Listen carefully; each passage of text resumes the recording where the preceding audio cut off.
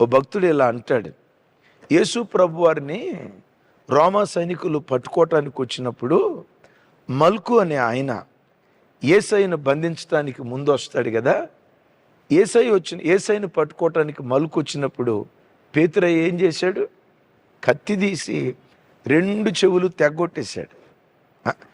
చెవి తెగ్గొట్టేశాడు.